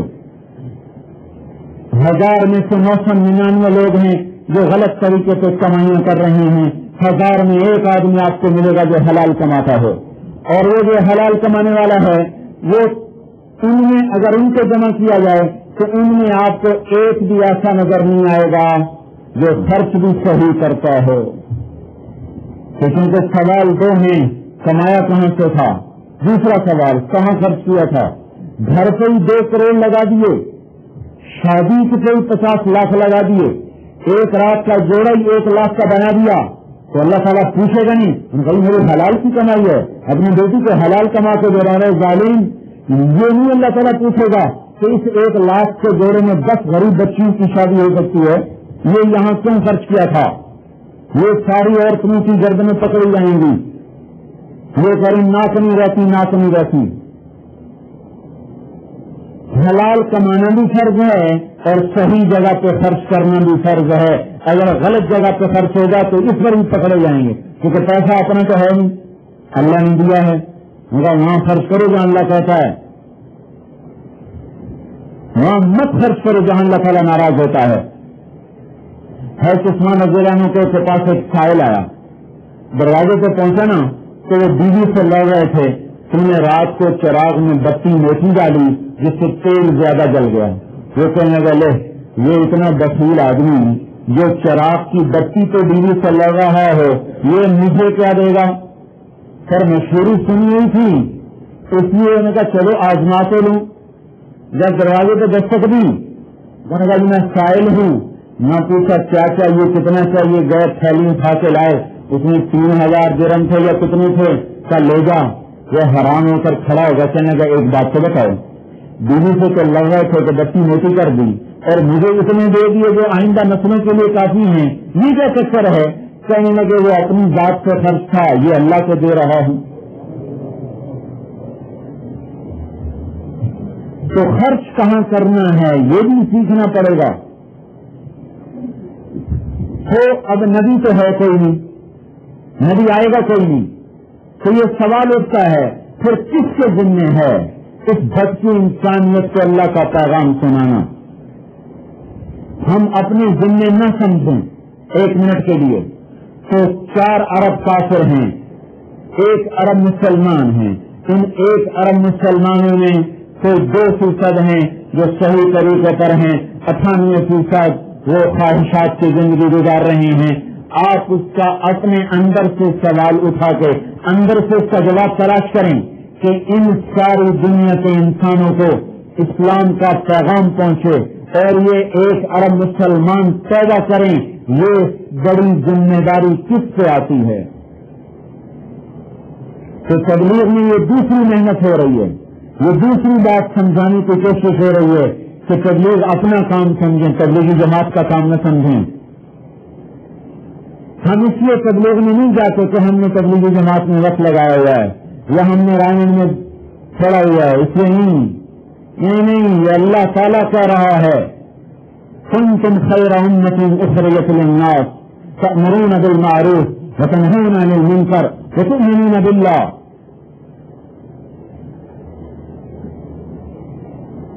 یہ اللہ تعالیٰ ہمیں فرما رہا ہے تم بہترین امت ہو، اخرجت نکالے گئے ہو. کس کے لیے؟ لوگوں کے لیے. لوگوں کے لیے نکالے گئے. کیا کرنا ہے؟ سڑکیں بنانی ہیں، ہسپتال بنانے ہیں؟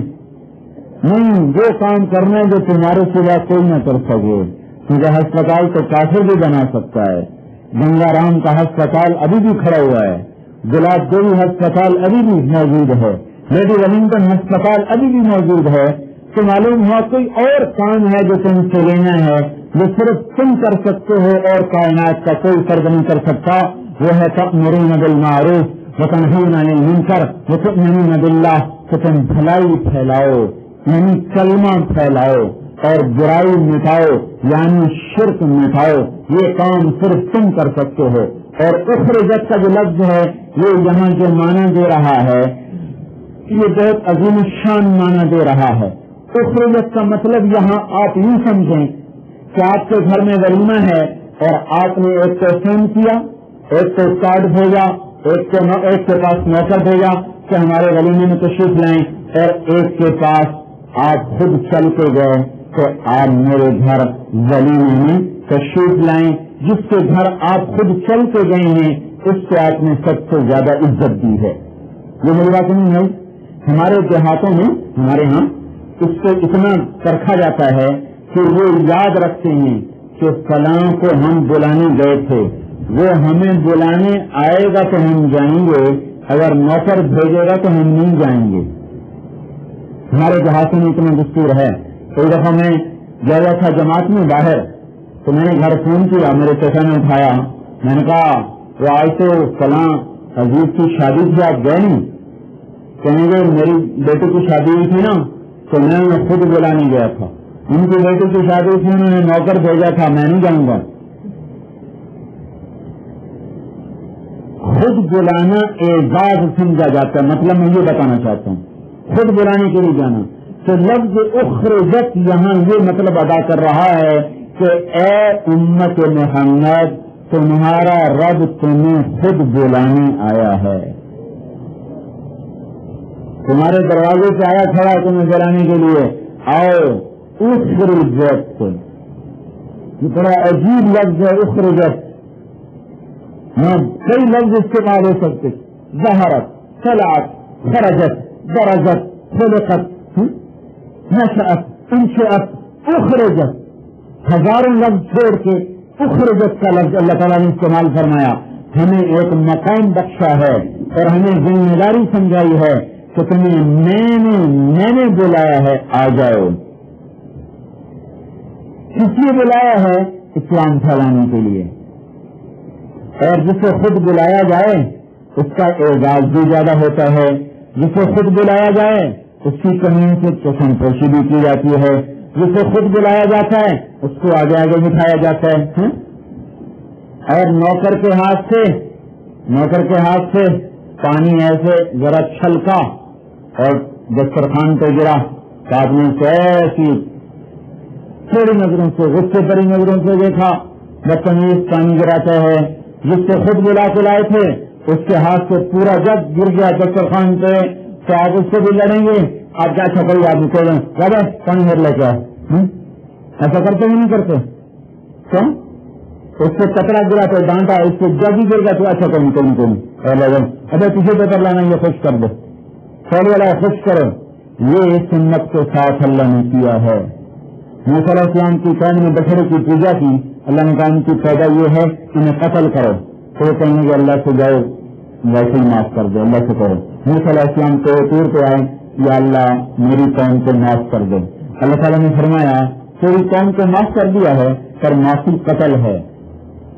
لیکن تیرے بعد میرا حبیب آ رہا ہے، اس کی امت جتنے مرضی گناہ کر لے وہ صرف کہیں گے یا اللہ معاف کر دو، ان کو خالی بول کے معاف کر دوں گا. جسے خود بلایا جاتا ہے اس کی پھر رعایت کی جاتی ہے. عجیب نخرے اٹھائے. ایک بدو آیا، یا رسول اللہ میں مر گیا. کیا ہوا؟ کہ روزہ رکھ کے بیوی کے پاس چلا گیا. ہم نے کہا تیرا بھلا ہو جائے. ایک غلام آزاد کر. کسے آزاد کروں؟ میں خود غلام ہوں. میں فقیر آدمی ہوں، کسے آزاد کروں؟ آپ نے فرمایا 60 مسکینوں کو کھانا کیا. کہنے لگا مجھ سے بڑا کوئی مسکین ہو تو اس کو کھلاؤں. آپ نے فرمایا اچھا پھر 60 روزے رکھ. کہنے لگا ایک روزے میں وہ چند چڑھایا، 60 روزے میں کیا کروں گا؟ آپ نے کہا اچھا بیٹھ گیا. جو بیٹھ گیا تھوڑی دیر سے ایک شخص آئے انصاری، یا رسول اللہ یہ صدقے کا مال ہے. آپ نے فرمایا وہ کہاں ہے؟ کبھی بیٹھے ہیں. کہا یا مدینے کے ساتھ مسکینوں کو کھلا دے. کہنے کا یا رسول اللہ اللہ کی قسم مدینے میں مجھ سے بڑا مسکین کوئی نہیں، آپ کسے کھلانا چاہتے ہیں؟ مجھے ہی دے دیں. تو آپ ہنستے کہنے کے جا تیرے ہی لیے ہے، پر یہ گنجائش صرف تیرے لیے ہے اور کسی کے لیے نہیں ہے. سزا کا جرمانہ خود کھایا جائے یہ بھی کسی امت میں ہوا؟ جرم کا جرمانہ مجرم کھائے، جرم کا جرمانہ مجرم کو کھلایا جائے، یہ اسی امت کی شان ہے.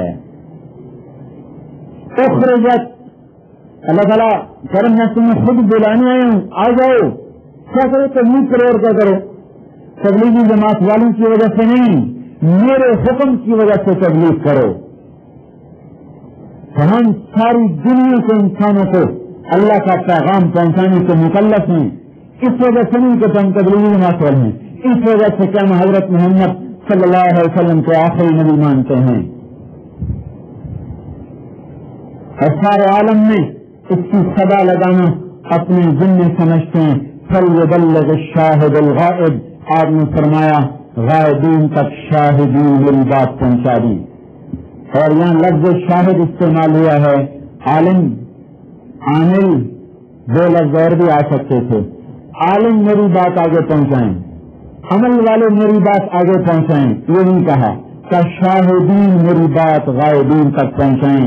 یہ جو لفظ شاہد ہے اس کا خلاصہ آپ کو بتاؤں کہ لفظ شاہد نے امت کے کسی فرد کو نہیں چھوڑا، نہ کسی مرد کو نہ کسی عورت کو، سب کو تبلیغ کی ذمہ داری میں لپیٹ لیا ہے. اگر اللہ تعالیٰ کا نبی کہتا علماء میری بات پہنچائیں تو ہماری چھٹی، ہم اپنے مزے کرتے، ڈھونڈتے چلتے، تبلیغ نہ کرتے. اگر اللہ تعالیٰ کہتا عمل والے تبلیغ کریں تو بھی ہماری چھٹی. پھر صرف کوئی بڑے بڑے اللہ کے نیک بندے تبلیغ کر سکتے، پھر ہم شمانی کر سکتے تھے. اللہ تعالیٰ کے نبی نے کہا شاہدین میری بات پہنچائیں، تو اس کا مطلب یہ ہے علم ہے پھر بھی دعوت دو، علم نہیں پھر بھی دعوت دو، عمل ہے پھر بھی دعوت دو، عمل کوئی نہیں پھر بھی دعوت دو. یہ عمل ایسا مبارک ہے کہ امت کے ہر فرد کے ذمہ کر دیا گیا. تو ہم تبلیغ کو نہ تبلیغ والوں کی وجہ سے کریں نہ تبلیغ والوں کی وجہ سے چھوڑیں. کسی نمازی کی برائی دیکھ کر کوئی نماز نہیں چھوڑتا. کسی نمازی کی برائی دیکھ کر کوئی کہتا ہے کہ چھوڑو جی نماز کو دیکھ لیا. کسی روزے دار کی برائی دیکھ کر کوئی روزہ نہیں چھوڑتا. کسی حاجی کا جرم دیکھ کر کوئی حج نہیں چھوڑتا. آپ کسی تبلیغ والے کی کمی دیکھ کر تبلیغ نہ چھوڑیں. یہ تو اللہ اس کے رسول کا ذمہ کیا ہوا کام ہے. اگر میں برا ہوں تو تبلیغ کا کام تو معاف نہیں ہوگا. اگر میں برا ہوں تو نماز معاف ہو گئی. اگر میں برا ہوں تو روزہ معاف ہو گیا. مسلمان برا ہے تو اسلام معاف ہو گیا. جیسے نمازی کی برائی سے نماز معاف نہیں، روزہ دار کی برائی سے روزہ معاف نہیں، حاجی کی برائی سے حج معاف نہیں، تبلیغ والے کی برائی سے تبلیغ معاف نہیں. اگر یہ جماعت ہو، جماعت تو ٹھیک ہے، ان کے افراد دیکھو، اگر برے ہیں تو چھوڑ دو، اچھے ہیں تو کر لو.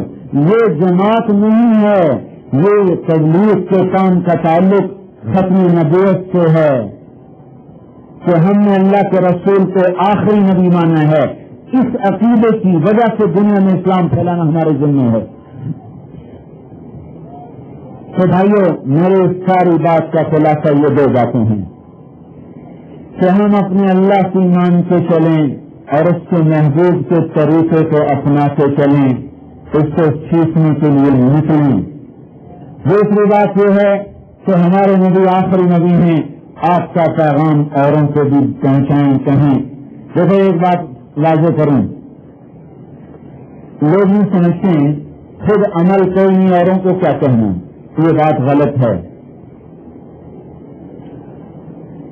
عمل کرنا ایک الگ حکم ہے، اوروں کو کہنا ایک الگ حکم ہے، یہ دو الگ حکم ہیں۔ روزہ رکھنا، تراویح پڑھنا دو الگ حکم ہیں۔ نماز پڑھو حکم ہے، اوروں کو نماز کی بات کرو یہ بھی حکم ہے۔ نماز خود بھی کرو، اوروں کو بھی دعوت دو، اگر خود نہیں کرتا پھر بھی اوروں کو دعوت دو۔ اوروں کو دعوت دینا اتنا ضروری اللہ نے قرار دیا ہے کہ اس کے لیے عمل کو شرط قرار نہیں دیا، نجات کے لیے عمل شرط ہے۔ دوسری بات، پہلے سیکھ لو پھر کرو، یہ بات بھی صحیح نہیں، اس لیے کہ سیکھنا اور کرنا ایک وقت میں ہوتا ہے۔ جو آدمی گاڑی چلانا سیکھتا ہے تو ایک ہی وقت میں سیکھتا بھی ہے چلاتا بھی ہے۔ کبھی آپ نے دیکھا تو یوں کہ پہلے گاڑی چلانا سیکھیں پھر چلاؤں گا، وہ تو کہنے تک نہیں چلا سکتا۔ کوئی شخص یوں کہ پہلے تیرنا سیکھنے پھر پانی میں تیروں گا، یہ تو کہنے تک نہیں تیر سکتا۔ اس کا تیرنا اور سیکھنا بیک وقت ہوتا ہے، دین کا پھیلانا، دین کا سیکھنا بیک وقت ہوتا ہے۔ دوسری بات، پہلے خود ٹھیک ہو جاؤ پھر اوروں کو دعوت دو، یہ بات سیریسلی غلط ہے۔ خود ٹھیک ہونا، جو اپنے آپ کو ٹھیک سمجھے شریعت میں وہی سب سے زیادہ بگڑا ہوا ہے۔ یہ کہتے ہیں ہم تو بالکل ٹھیک ہیں، وہی سب سے زیادہ بگڑے ہوئے لوگ ہوتے ہیں۔ یہ متکبر ہیں۔ شیطان نے کوئی زنا کیا تھا، کوئی شرک کیا تھا، کوئی شراب پی تھی، کوئی جوا کھیلا تھا، شیطان نے تکبر کیا تھا اور تکبر سے برباد ہو گیا۔ یہ سمجھنا کہ میں ٹھیک ہوں یہ تکبر کی نشانی ہے، لہذا یہ کوئی پیمانہ ہی نہیں ہے کہ پہلے ٹھیک ہو گئے پھر اوروں کو کہنا۔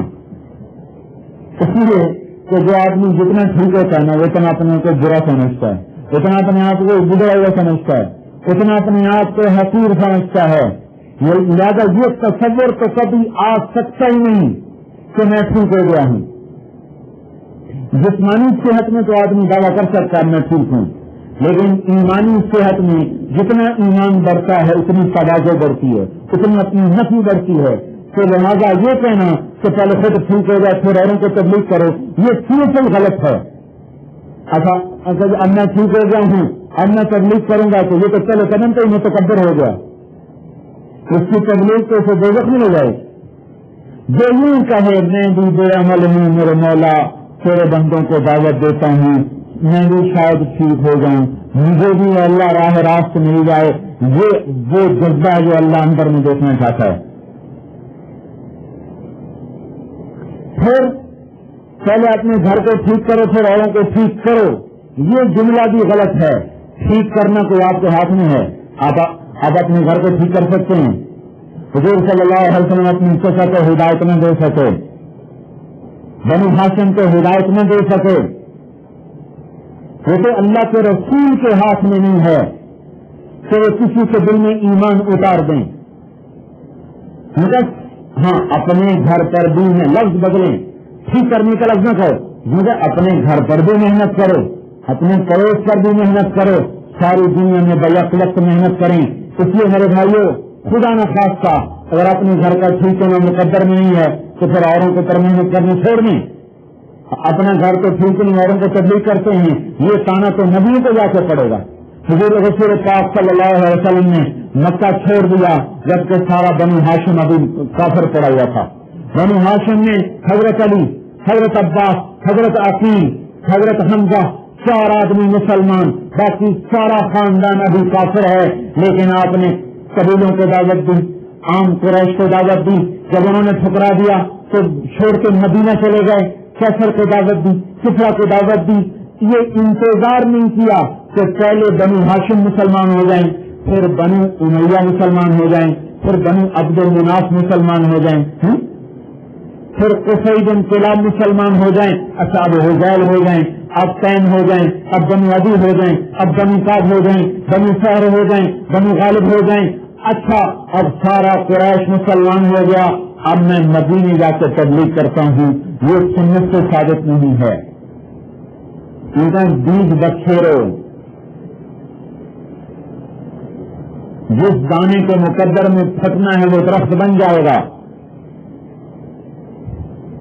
ہم اپنی اولاد پر بھی محنت کریں، لیکن یہ نظریہ غلط ہے کہ پہلے اپنی اولاد کو ٹھیک کرو پھر اوروں کو ٹھیک کرو۔ ٹھیک کرنا باپ کے ہاتھ میں نہیں، محنت کرنا باپ کے ہاتھ میں ہے، اور محنت میں صرف گھر کو کر کے اوروں کو چھوڑ دے، اس کا سنت سے ثبوت نہیں۔ مکی زندگی آپ کے سامنے ہے کہ مکے میں صرف 250 مسلمان ہوئے اور آپ مکہ چھوڑ کے چلے گئے، صرف 250 مسلمان تھے۔ 6 ہجری میں تو حضرت عمر مسلمان ہوئے اور اس وقت 40 عدد تھا، 6 سال میں صرف 40 آدمی مسلمان ہوئے، اور اوپر کے 4 سال میں حمزہ اور عمر کے اسلام لانے سے مسلمانوں میں طاقت پیدا ہو گئی، تو کوئی 250 مسلمان ہوئے اور آج ہجرت کر کے مکہ چھوڑ کے مدینے تشریف لے گئے۔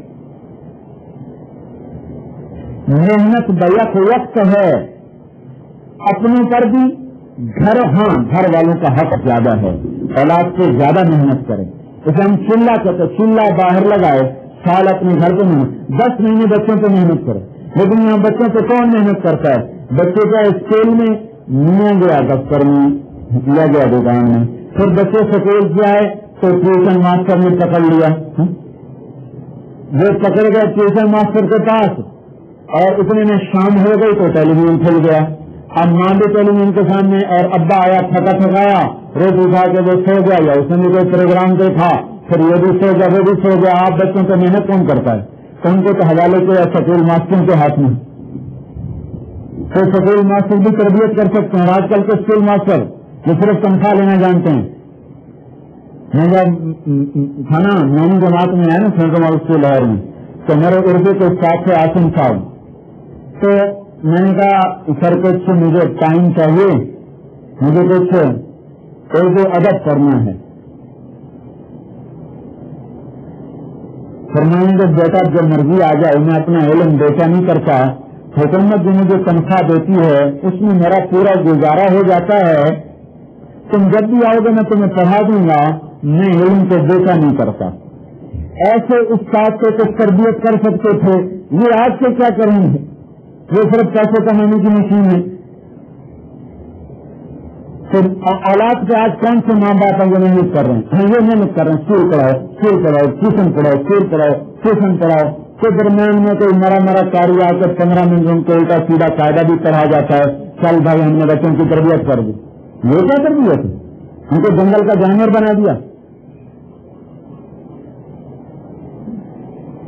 ہم کو 4 مہینے باہر لگائے، پھر سال میں چلہ باہر دو، مہینے میں 3 دن باہر دو، پھر 10 مہینے 27 مہینے کے 27 دن، سال کے 10 مہینے اپنے گھر پہ محنت کرو، اپنے بچوں کو وقت دو، اپنی بیوی پر وقت دو، اپنے ماں باپ، بھائی بہن، رشتے دار، پڑوسی، محلہ، اس سب پر محنت کرو، کیونکہ ہم عالمی امت ہیں، ہم علاقائی امت نہیں، لہذا صرف اپنا گھر ہمارے سامنے نہیں ہے، لہذا چلہ لگائیں گے اپنے ملک پر محنت کرنے کے لیے، 3 دن لگائیں گے اپنے اطراف میں محنت کرنے کے لیے، اور سال اور 7 مہینے کے لیے باہر دنیا میں جائیں گے اور دنیا کو اللہ کا پیغام پہنچانے کے لیے۔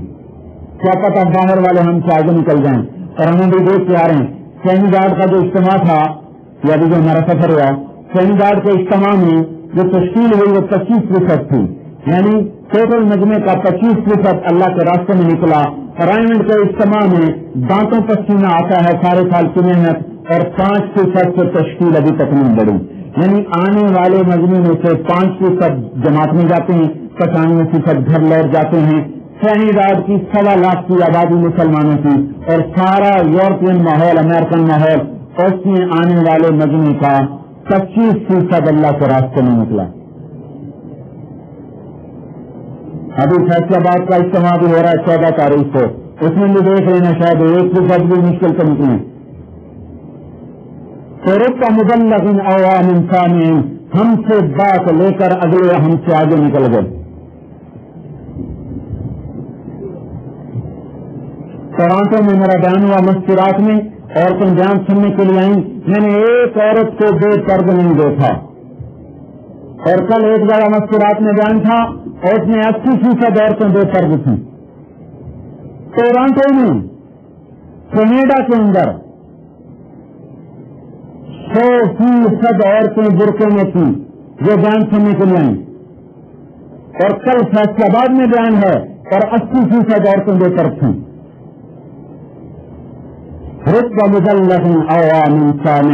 अल्लाह के रसूल ने कहा, बहुत से लोग तुमसे बात सुनकर तुमसे आगे निकल जाएंगे। इसलिए हमने बैक वक्त सारे आलम को नहीं करनी, सारी दुनिया को, सारे मुल्कों को, सारे शहरों पर, अपने मुल्क पर खास तौर पर, अपने शहर पर खास तौर पर, अपने घर पर खास तौर पर, ये तो ठीक है। लेकिन ये गलत है, पहले अपने को ठीक करो, फिर अगलों को ठीक करो, फिर अगलों को ठीक करो। ये ठीक करना कोई मशीन है कि पुर्जे सेट करके सकरी को कस लोगे? ये दिल है जिस पर अल्लाह का कब्जा है। अल्लाह को रोके मनाए, अल्लाह को हिदायत दे दे।